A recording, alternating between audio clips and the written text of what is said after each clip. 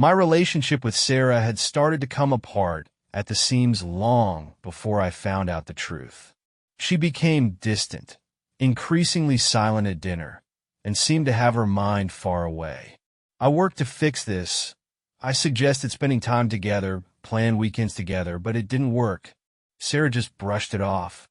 I just have a lot on my mind, or I need some space. We even stopped talking normally. Her answers became short, and her conversations became formal. At night, she would lie on the other side of the bed, as if there was an invisible wall between us. I saw her spending more time on her phone, sometimes even laughing. When I asked her who she was talking to, the answer was always the same. It's just a friend. One day, when I came home early from work, I saw a familiar car parked in front of our house. It was the car of Mark, my cousin. He and I have been close since childhood, but lately he has become a frequent visitor to our house. I liked it. Or rather, it seemed normal because Mark has always been outgoing and easy to talk to. I walked into the house and heard Sarah and Mark laughing in the living room. Their laughter was loud, almost carefree. They didn't even notice me when I walked in. When I walked into the room, they immediately stopped talking, and Sarah quickly got up to meet me. "Jun, how's your day?" she said a little too cheerfully. Mark just smiled and reached for his drink. "What are you doing here, Mark?" I asked, trying to stay calm. "Oh, nothing much. Just thought I'd drop by and talk to Sarah." "You know," the usual he replied.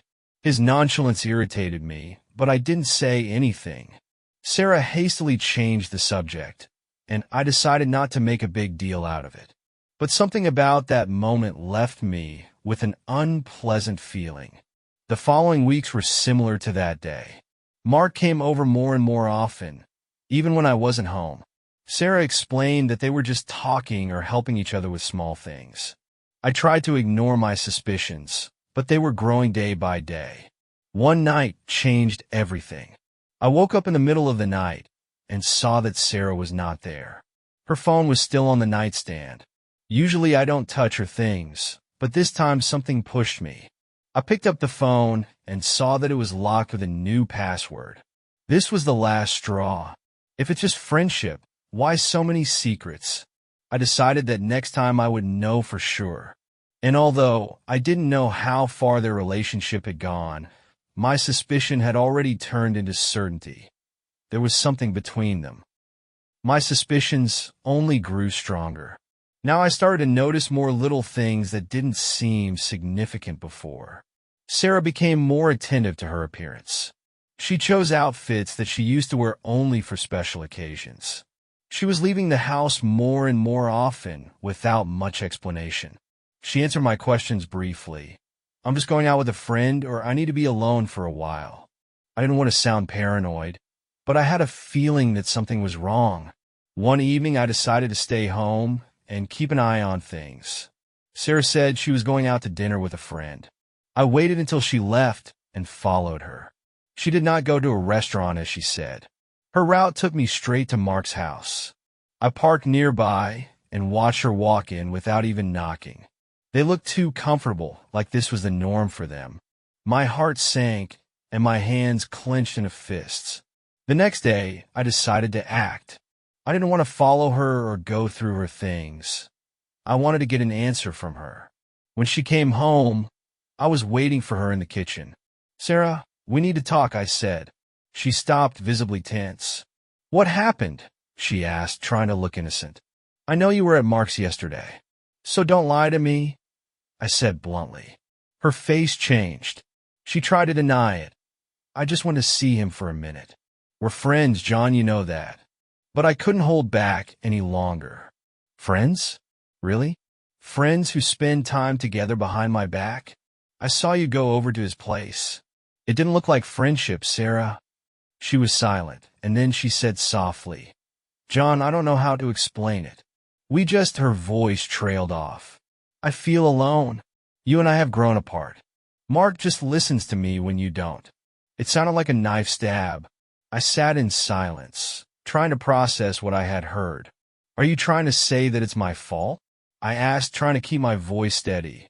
"I'm not saying it's your fault. I just, I didn't know how else to handle it, she replied. Her words seemed like empty excuses. This conversation did not bring me relief. On the contrary, it only confirmed my worst fears. Sarah didn't deny that there was something between her and Mark, but she didn't admit it outright either. I realized that this was just the beginning of what I was about to find out. After that conversation with Sarah, I had more questions than answers. Her words, while sounding like an excuse, left room for doubt. What exactly was going on between her and Mark? How long had it been going on? And was there anything left to save? But every attempt to talk about it only made the situation worse. She became defensive, avoided talking, and I could feel the distance between us growing. I decided to find out the truth. It was no longer about the betrayal per se. I needed certainty to understand how to move on. One day, when Sarah left her phone in the living room, I picked it up and tried to unlock it. My heart was pounding. I hated myself for this step, but I saw no other way out. In the phone, I found confirmation of everything I had feared. Her correspondence with Mark was warm, intimate, and full of hidden meanings. Phrases like, "You make my day," and "I can't wait to see you," left no more doubt.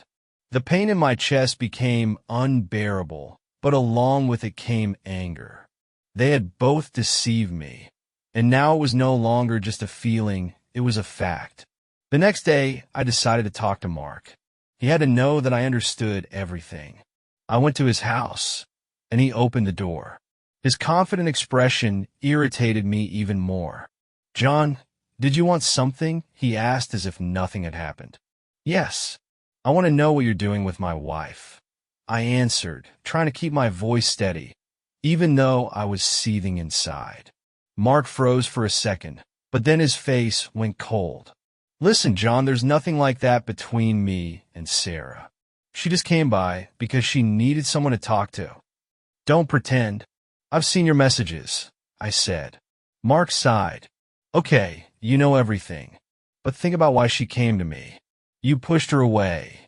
His words were like a punch in the face. He didn't even try to apologize. I don't remember what I said to him, but I left his house with even more anger. He not only betrayed my trust, but also tried to put the blame on me. This was the last straw. I returned home and packed my things. I didn't say a word to Sarah. I just wrote her a note. "I know everything. This is your life now. Don't look for me." I rented a room in a small hotel to think about what to do next. I felt broken, but also liberated.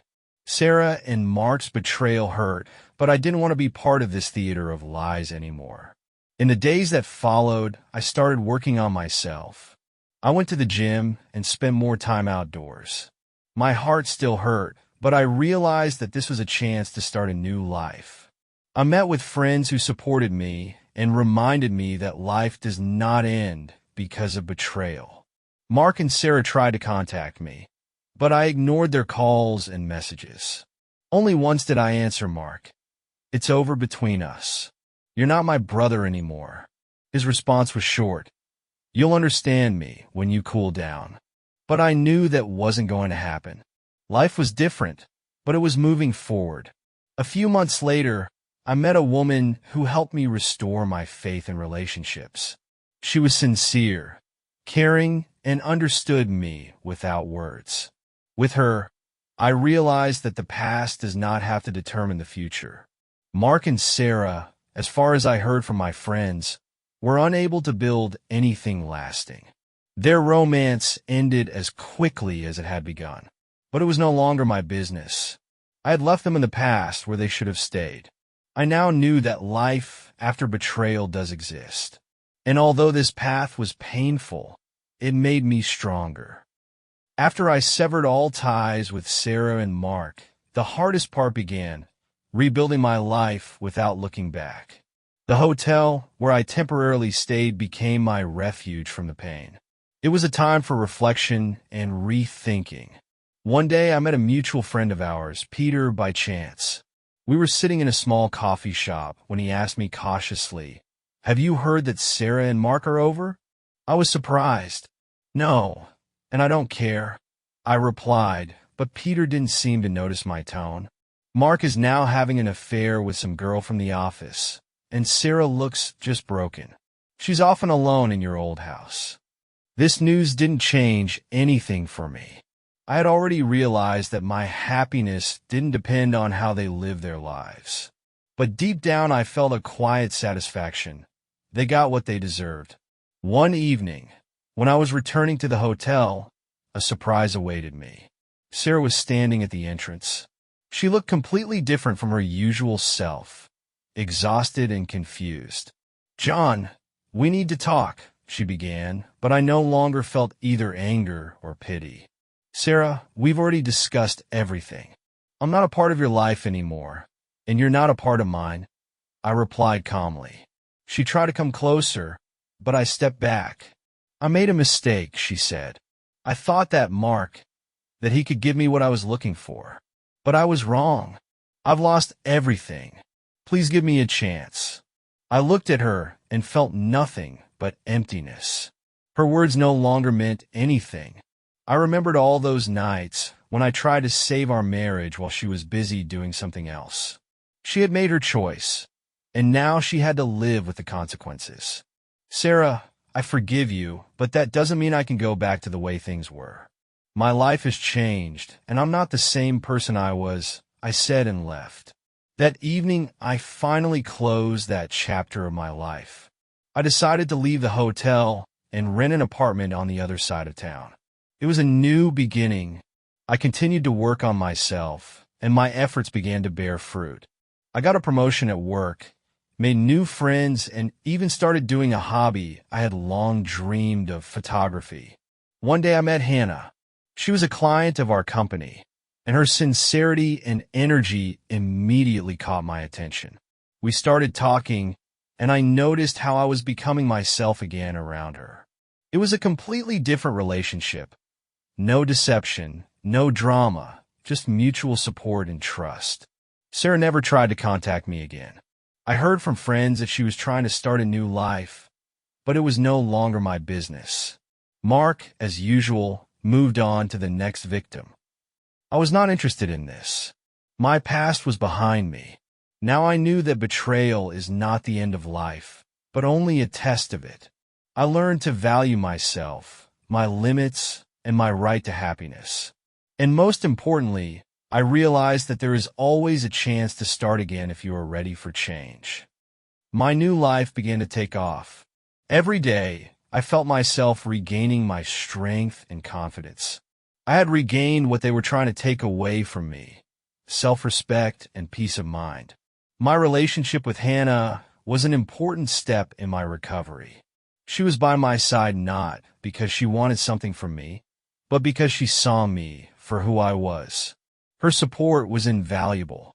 One day when we were walking in the park, Hannah stopped and said, "You have changed. There is something unbreakable in you now."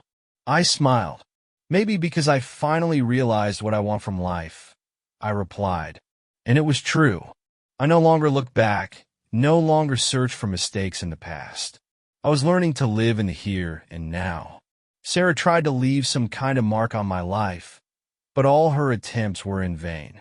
She wrote messages that I ignored and even tried to send an apology through our mutual friends. But it didn't mean anything to me anymore. My forgiveness was given not for her, but for myself to free myself from the burden of anger. As for Mark, his life followed the usual scenario. He quickly lost interest in new relationships and moved on to the next adventure. I heard that many of those who once supported him began to avoid him. His attractive facade could no longer hide his true self. A year after everything happened, I returned to my old house. It wasn't to bring back memories or to find out anything from the past. I just wanted to say goodbye to this place for good. The house was empty, overgrown with weeds. The view was sad, but it no longer caused me pain. As I stood in front of the door, I thought about how far I had come since the moment I saw Sarah and Mark together. It had been a tough ordeal, but now I felt stronger than ever. I took a few photos, not to preserve my memory, but to close this chapter for good. My life is now filled with new meanings. Hannah and I decided to move to another city closer to nature.